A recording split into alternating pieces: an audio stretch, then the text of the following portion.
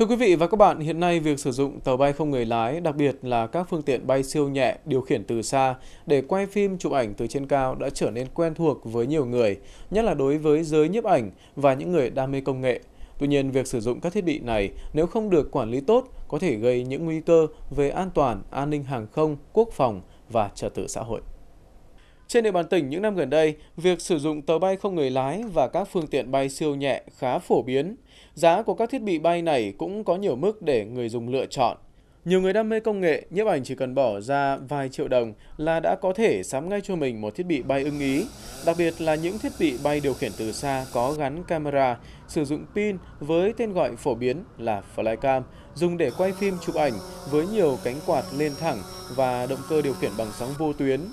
Theo đánh giá của những người chơi flycam, việc sử dụng thiết bị này mang lại nhiều trải nghiệm mới mẻ cho những người đam mê nhiếp ảnh cũng như những lợi ích đối với các hoạt động quảng cáo. Người sử dụng flycam thường chụp quay được những bức ảnh, thước phim đẹp mắt, có bố cục lạ và rất thuận lợi trong việc ghi lại những hình ảnh toàn cảnh. Tuy nhiên có một thực tế là các hoạt động sử dụng thiết bị bay này phần lớn vẫn diễn ra tự phát và chưa có sự quản lý.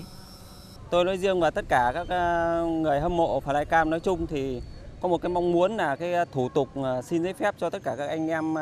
ở trong nước và ngoài nước cũng thế thôi, là cái thủ tục nó dễ dàng hơn và nó không phức tạp rườm rà như hiện tại bây giờ. Việc quản lý chặt thiết bị flycam là việc làm hoàn toàn hợp lý bởi phải đề phòng kẻ xấu lợi dụng thiết bị này để làm những việc phi pháp. Tuy nhiên, quản lý chặt nhưng vẫn cần tạo điều kiện để người chơi flycam chân chính hoạt động. Cơ quan nhà nước cần quy định rõ ràng khu vực nào cấm bay, khu vực nào được phép bay, muốn có giấy phép bay thì cần làm thủ tục gì, ở cơ quan nào để tạo điều kiện cho những người sử dụng đúng mục đích.